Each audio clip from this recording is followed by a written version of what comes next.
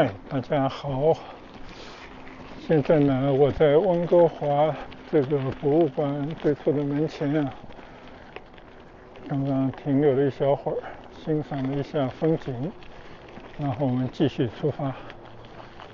先呢从这边骑过去，然后掉头回来。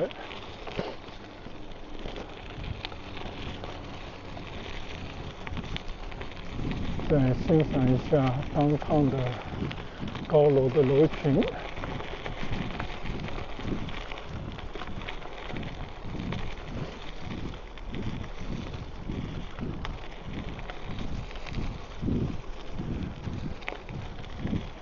看来今天的天气啊，还是没有转晴的迹象啊。那幸好呢没有下雨，所以还是可以骑行一段。但是呢有些湿冷，导致街上这些散步道上有不少人在那里步行、跑步啊。刚刚呢我就从前面那个桥上下来的，从那个downtown过来。这个海里呢还有一些这样的小船啊，我不知道这个小船是不是就是那种海上的巴士啊。好，不管怎么说呢，我现在从这边开始继续骑行，经过 Kitsilano Beach， 然后呢向 Spanish Banks 那边骑过去啊。目的地呢就是 UBC， 还有很长的路要骑啊，我们慢慢的骑吧，一边呢欣赏一下沿途的风光。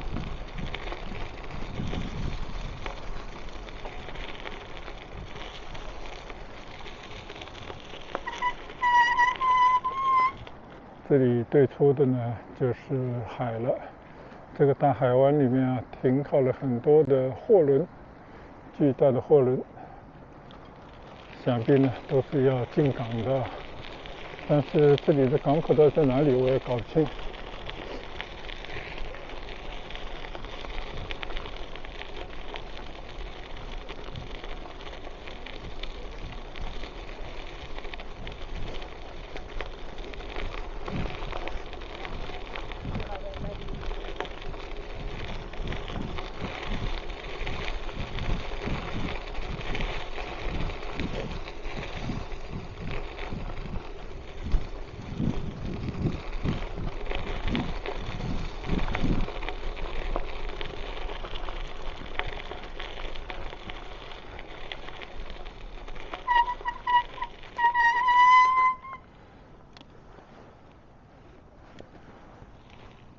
这个对面的应该就是一个算是航海的博物馆啊，就是我们前面那个。等下次有机会的时候呢，一遍都来这边参观一下。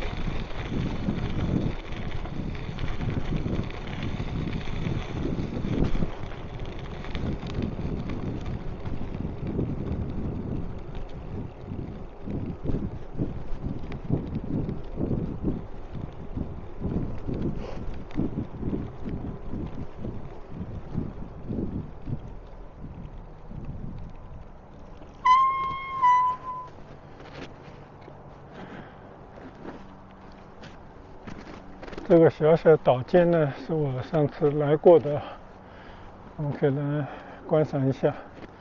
这边呢停了一些帆船、游艇，后面呢就是住宅了。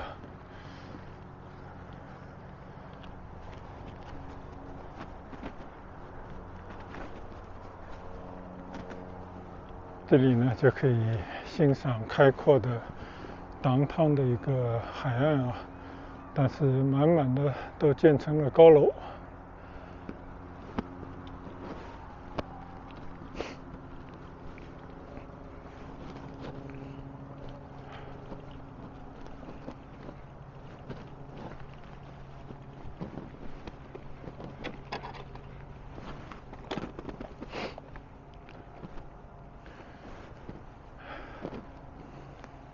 嗨，大家好。现在呢，我这个岛间稍微站一会儿。这个地方的风景非常好，不管是哪个方向呢，都是呈现的一派非常美妙的风景。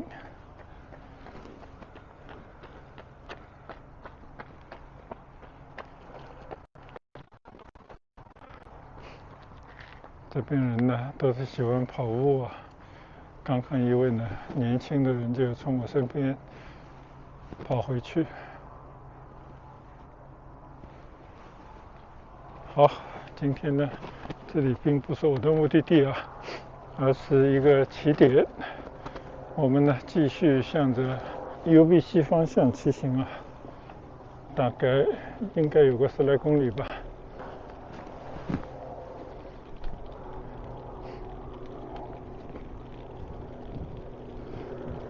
我看到这个椅子上呢有很多的这些鲜花当然有些已经枯萎，说明放的时间很久了，有些呢是新鲜的。我真不太清楚就这些应该都是怀念先人的吧。因为这边呢有个习惯就是为了表达对先人的一种哀思他们就会捐献一些这样的凳子。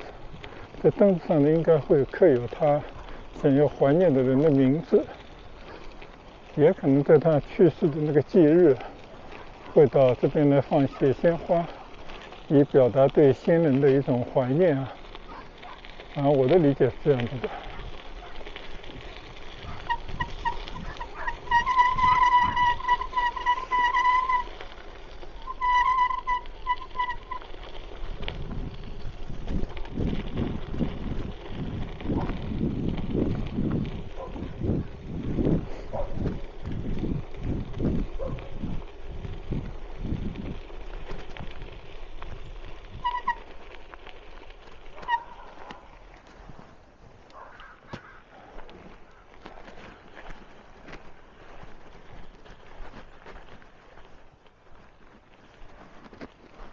突然呢，我发现我做了一件蠢事，走到了一条没有路的地方，只能抬着我的单车抬到街上去，再进行骑行了。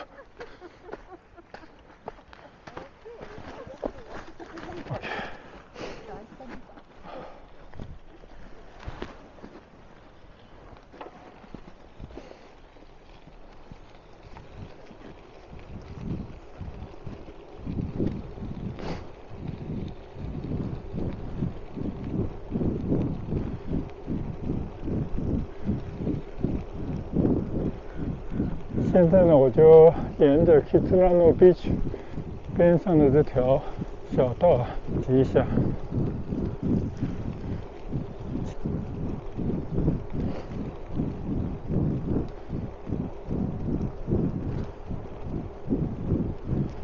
海边的道路骑行呢，还是非常让人心情舒畅的。虽然呢，今天有点冷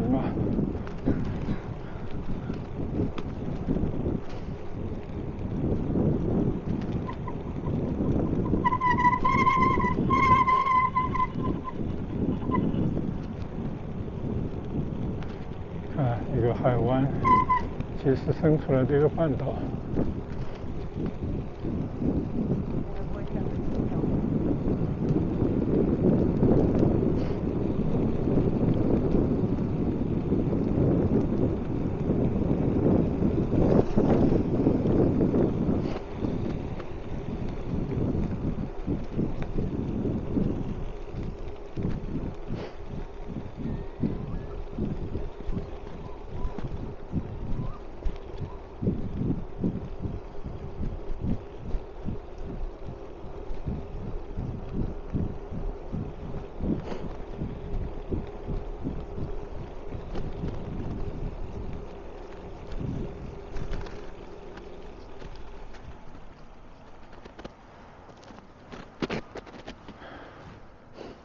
在这边呢，我们停下脚步啊，看看这个开阔的海湾，眼前的那些沙滩，竖了很多的这些木杆。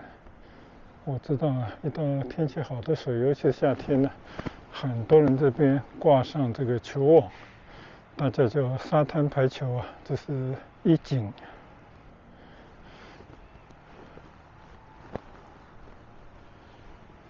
今天呢，因为天气比较冷，天气也不好，再加上呢，并非周末时间，所以这个道上啊，人还是显得比较稀少一些，也没有看到什么人骑单车。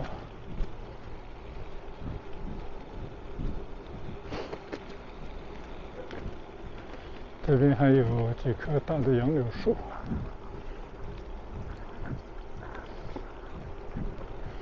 更多的人在这边呢遛娃、遛狗，或者呢兼而有之啊。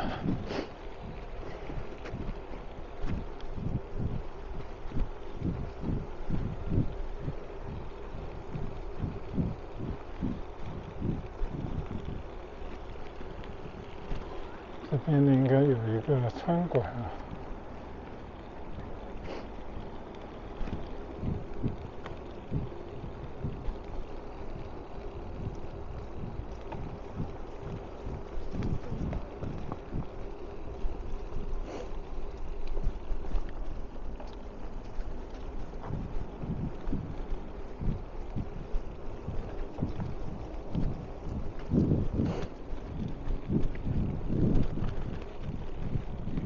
写着呢，海滩上是不能喝酒的，禁止喝酒。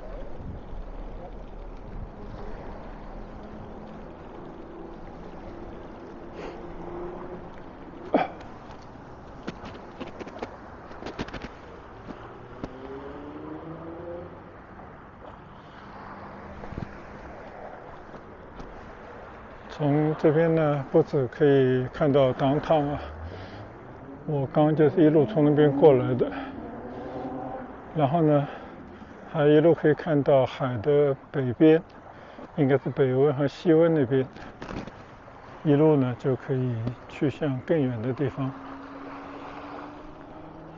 这个地方呢是一个美景天成，自然环境非常优美的一片，但是也是居住区啊。你可以看到后面有很多这些房子，虽然并不是每个房子都是那种豪华的住宅，有很多呢也是变成那种集合的住宅，都是一些apartment，但是对当地人来讲啊，应该这里就是他们生活的天堂。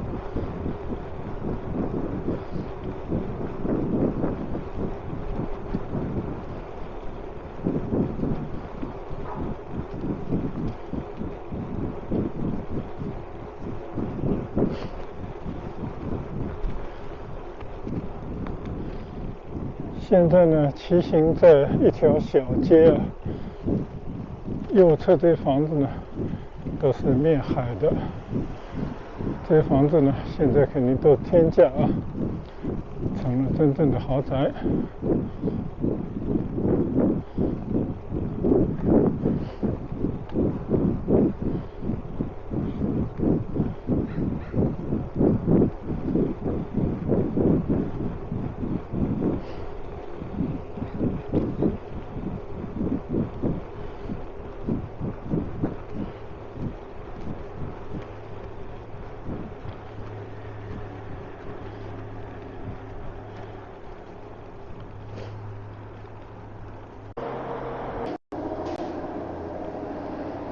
就在这个转角地方呢，第一块电池告罄，换了一块电池啊，继续我的骑行。现在看到的左侧的这些面海的房子，还有呢马路右侧的这些，说错了，右侧的这些面海的房子，还有马路左侧的这些更高一点的，应该也能望到海的房子，组成了这边的豪宅区。但这些房子呢，我看啊，款式还是有些老，占地面积也并不是特别大，只是占了一个好的地理位置，所以这边呢肯定都是好几百万以上的豪宅了。好，我们继续顺着这条道向我们要去的目的地尤比溪骑过去，路途还很漫长，慢慢的向前骑行吧。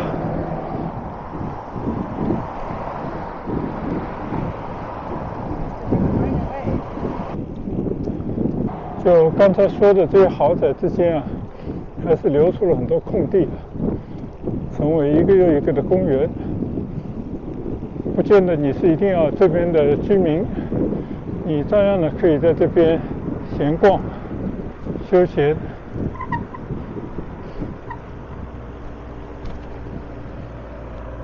这条道呢也在维修啊，但是呢应该是专门的一条骑行道，想必呢也在对这些海边的公园进行美化重建啊。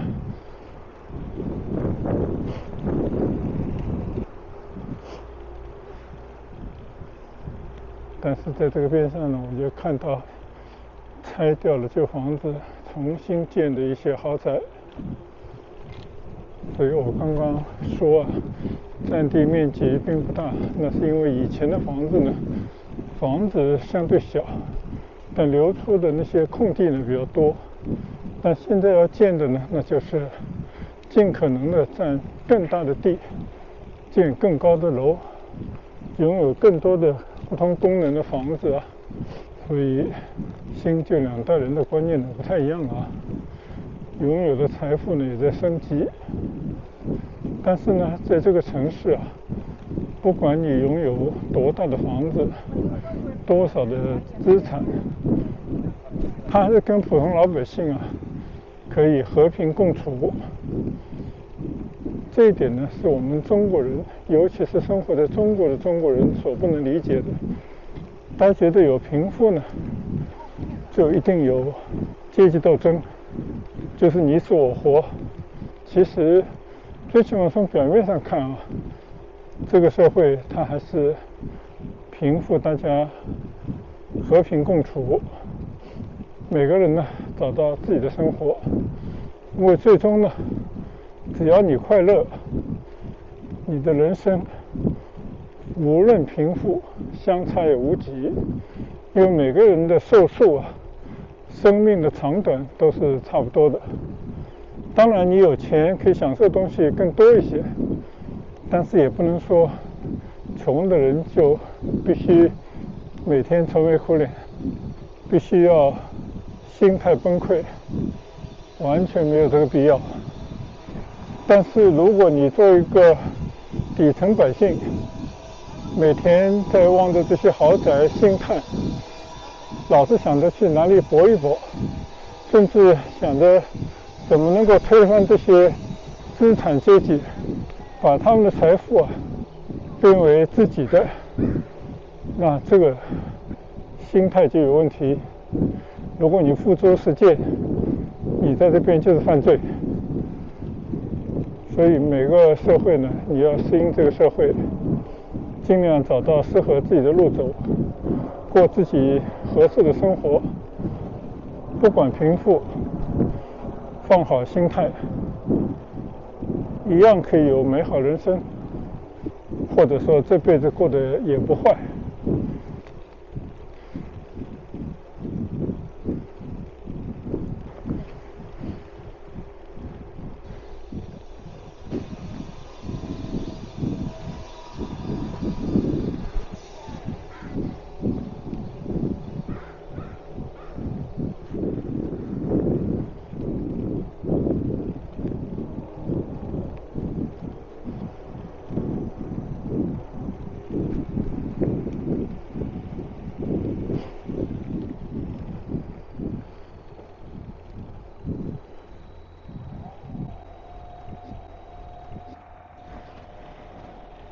我们面对这样的这栋房子，完全是新设计的一栋，算是豪宅嘛？那应该算是豪宅啊，但非常的奇怪，它是木头一个框，我连一个窗户都没看见啊。它所有的景观开扬的地方呢，全部留出来一面海了，那边呢是个大的玻璃窗，但它的后面呢就啥也看不出来，像个木屋一样啊，这个也挺有意思的。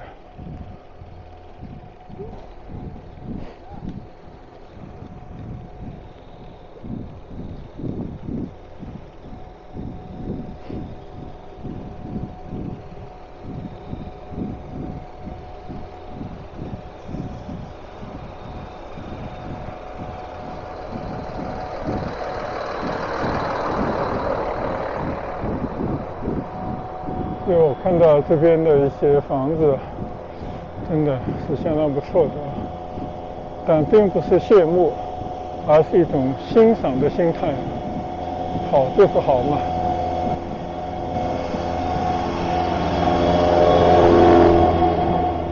就感觉一个车装的一些建房子的材料，而且这个车还自带一个洗手间啊，所以你可想而知啊，这边那个建房子的工人，他也是有要求的，在工作当中也是要有好的条件的。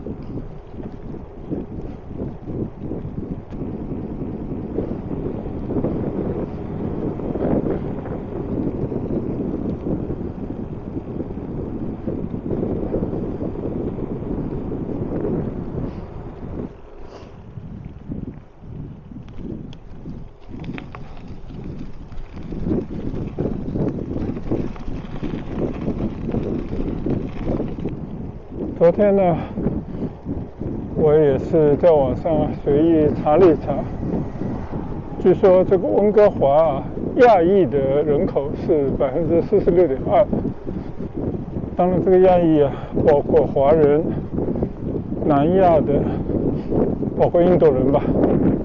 但据说呢，华人的人口占了20%，也就是达到1/5，所以呢，有一些城市甚至华人是占多数的。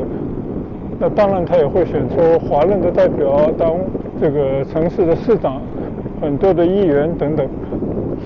所以呢，为什么会称之为一个多元化的国家呢？多元化的文化呢？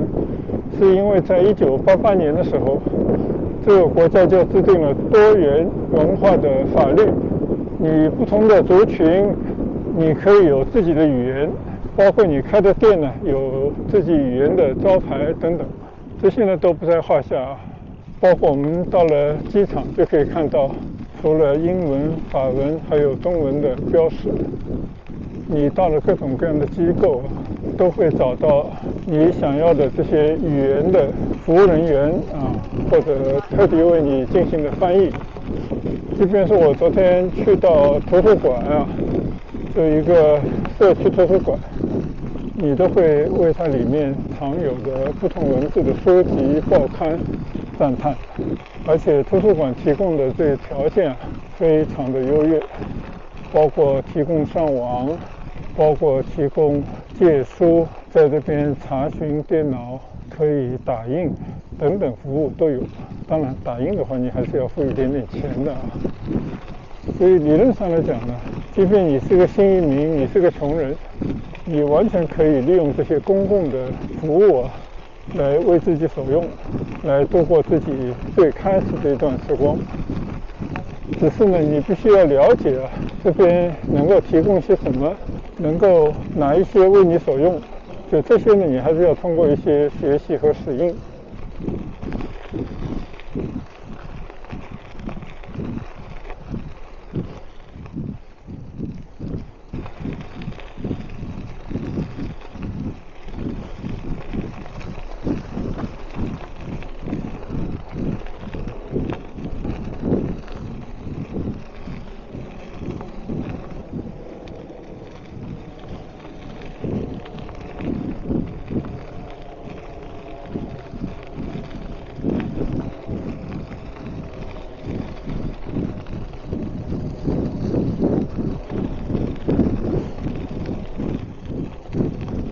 现在呢，我基本上已经来到了 Spanish Banks， 就西班牙海滩这个地方，我们以前最喜欢来的地方，因为非常的开阔，谁都可以在这边享受美妙的时间。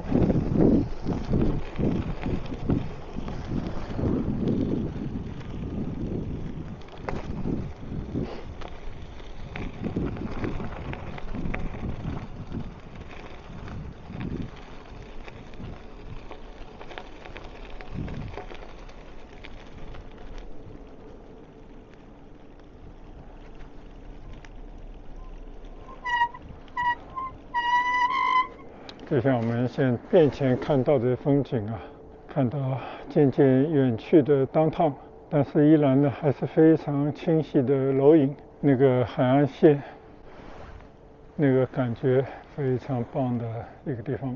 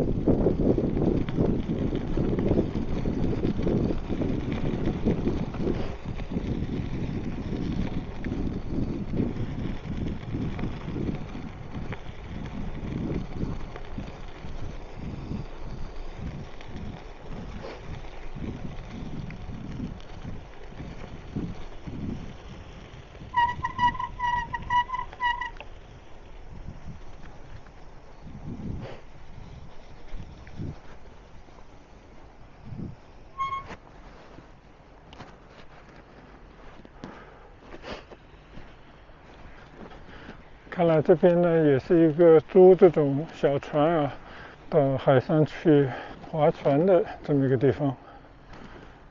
这里叫 Jellicoe Beach， 还没有到 Spanish Banks。但不管怎么说呢，这里一个 B 区连着一个 B 区啊，我相信前面应该也不远了。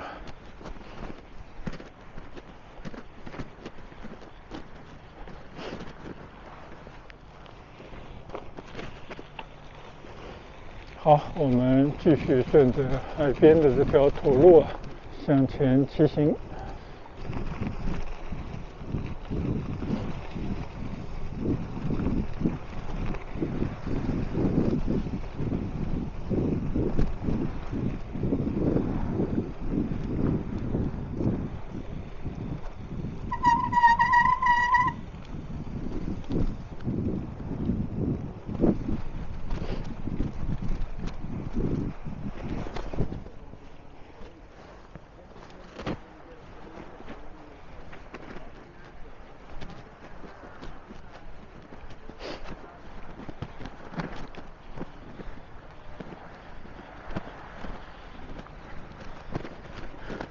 这里呢，路面都被那些沙子覆盖了，我只能推行一把了。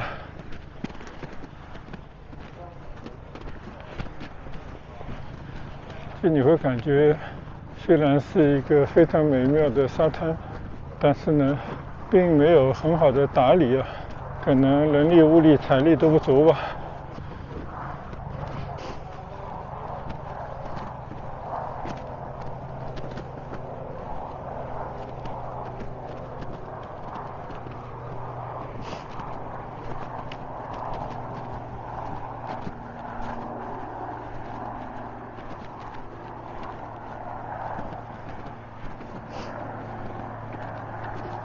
前方呢，这条栈道伸出去，应该是个简易的码头。看来我已经走错路了，走到沙滩里面来了。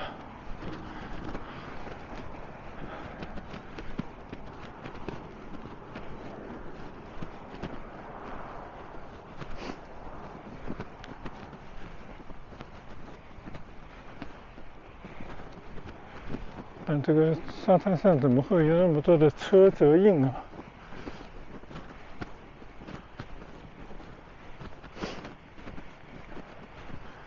码头关闭了。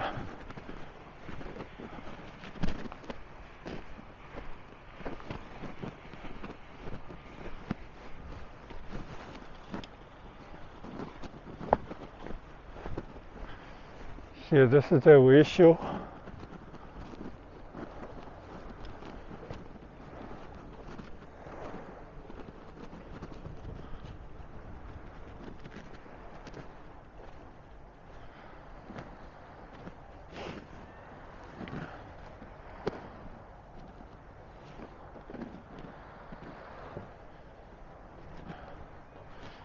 我要怎么才能够走过去呢？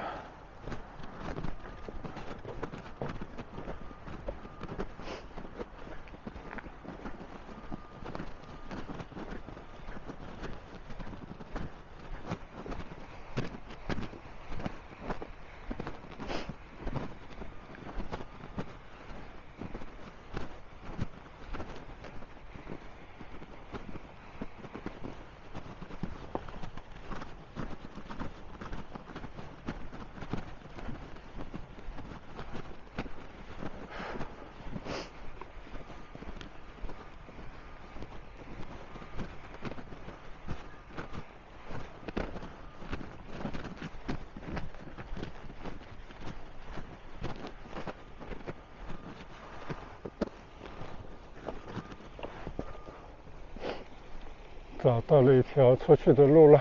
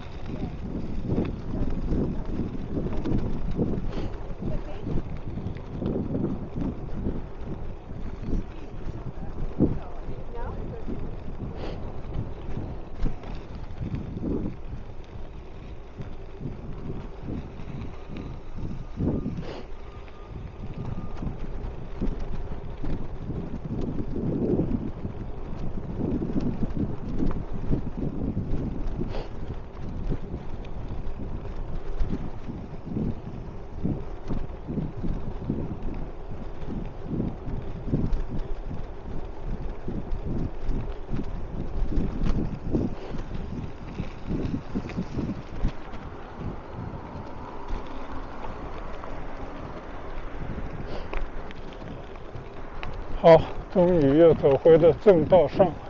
这里呢是 Marine Drive 了，有专门的单车道。从这边开始呢，就是这一串我们以前常来的 beach。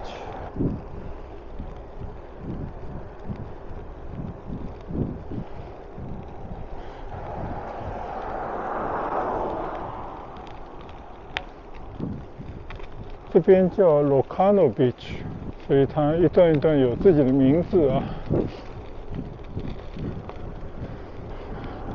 你看啊，这个山坡上面的一层层叠上去的房子，每个呢尽量就是要不就是平台，要不就是大的落地窗啊，可以看海。所以有海景的房子呢，就是永恒的豪宅，到哪都是一样啊。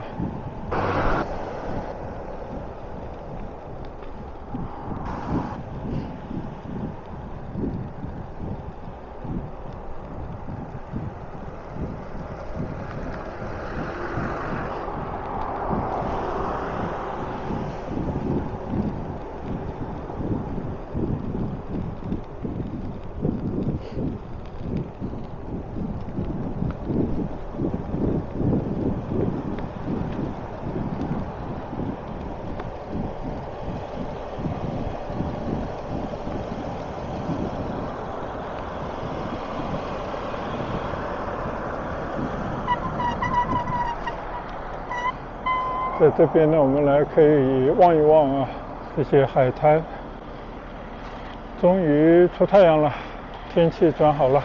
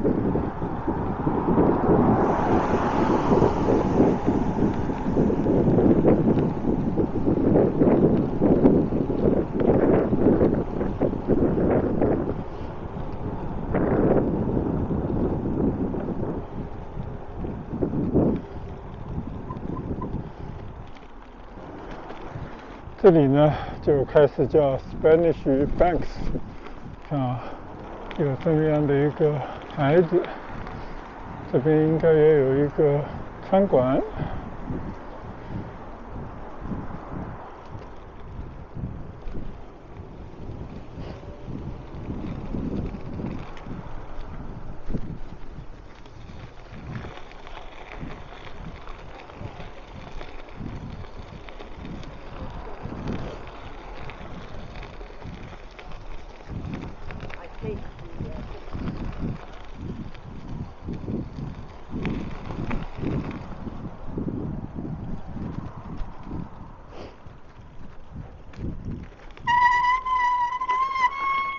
这个地方呢，就是我们以前最喜欢到这边来逗留的一个地方。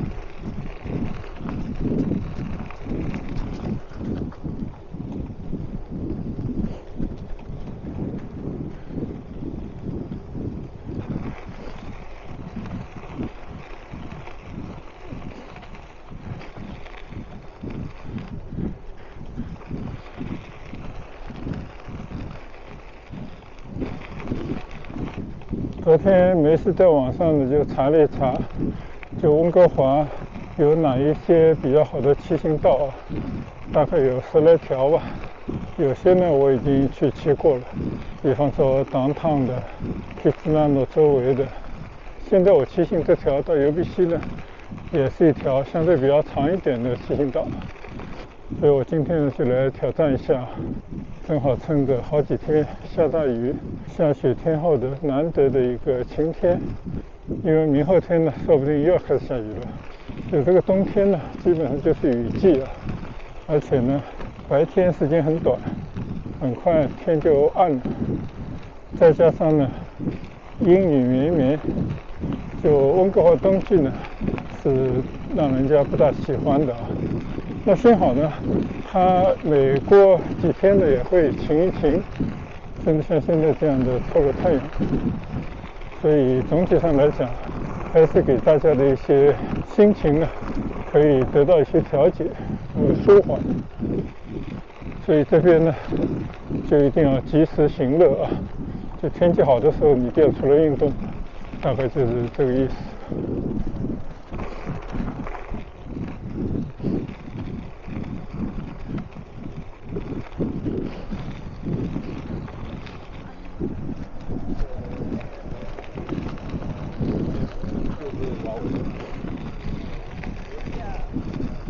因为现在骑行这条道从来没有来过，以前呢都是在左侧那个马路啊，那条 Marine Drive 上面呢开车快速的通过，但今天呢就完全不同，很放松。今天呢就可以非常舒畅的在这边骑行啊、闲逛。唯一不足的呢就是风有点凉，因为气温呢也有点低。但看到出太阳了啊，就心情上会感到温暖了一些，所以我们鼓起劲来继续往前骑。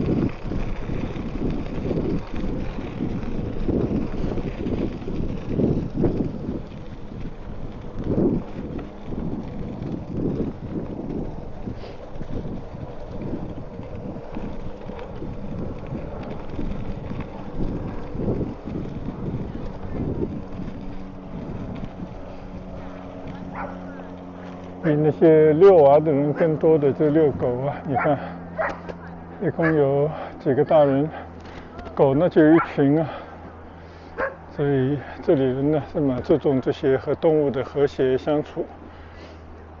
动物给人类带来很多的快乐，但是呢人类就要照顾它们，也是不容易的。哦，有狗狗跑我这来干嘛？Hello，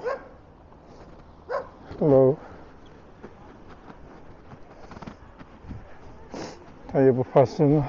Good boy, good boy, good boy.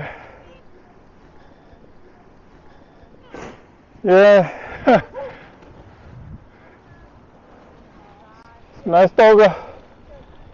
哇，你看看有多少人在这边遛狗。哦，那这狗简直是群一群，像一个狗的幼儿园嘛。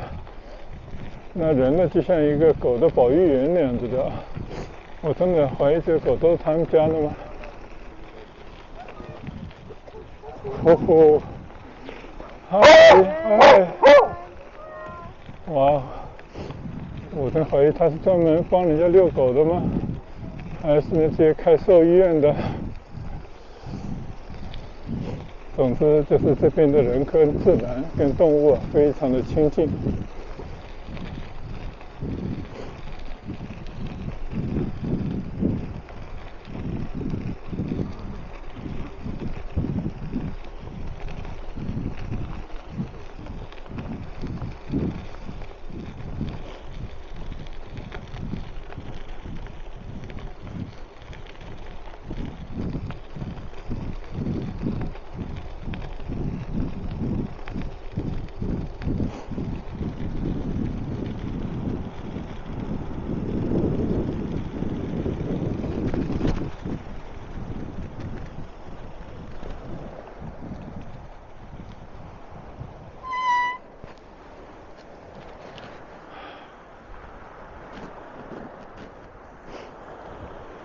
你看啊，对面的云啊，已经把那个山差不多遮住了，远处的山呢，就慢慢的变白了。每下一场雪呢，就会积多一些雪。到了最终呢，到了冬天啊，最冷的时候呢，这些山就变成雪山。这也是温哥华的风光之一啊。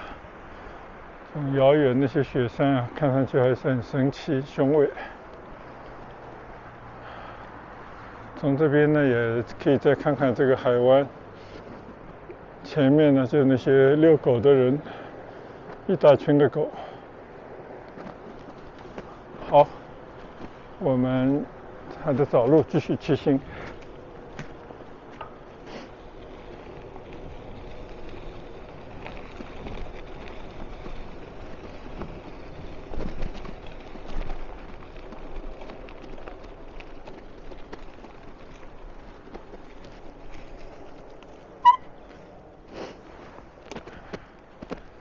看来呢，要爬坡，骑行到大路上去了。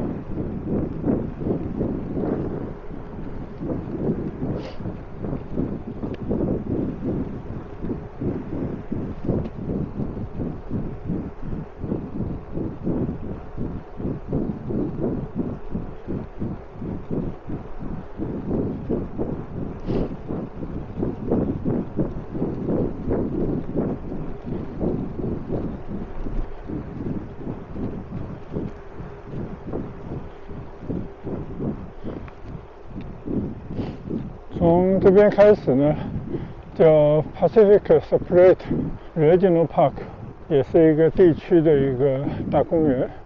你如果翻译的话呢，叫太平洋精神公园，但我不知道是要怎么进去啊。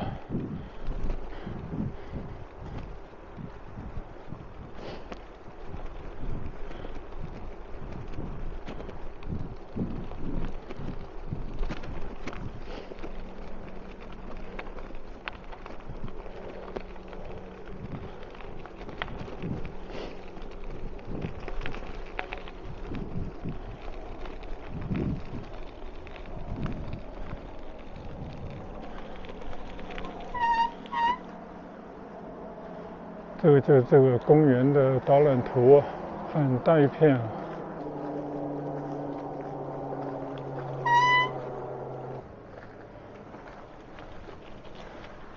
这里叫 Arcadia Beach。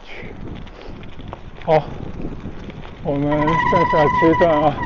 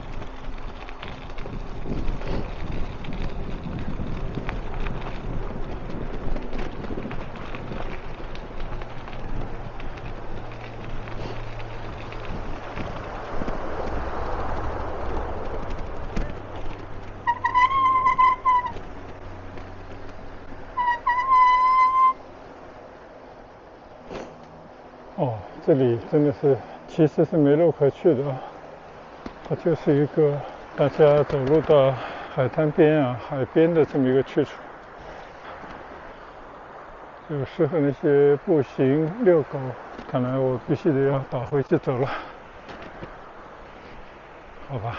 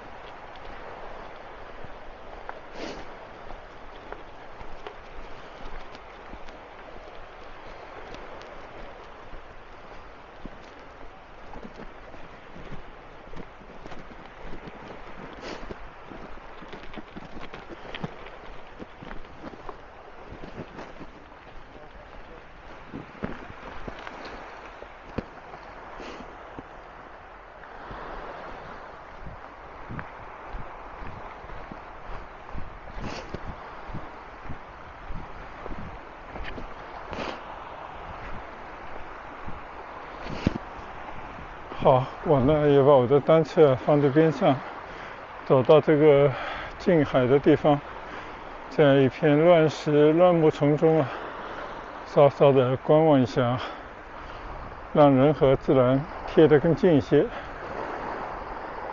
听听这些潮水的声音。虽然啊没有什么大浪，还是很平静的这种潮水，但是感觉也很棒啊。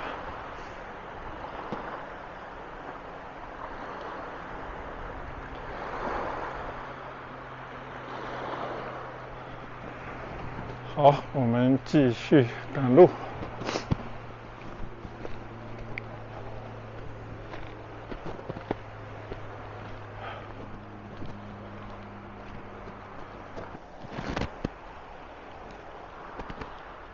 看来得原路返回才行了。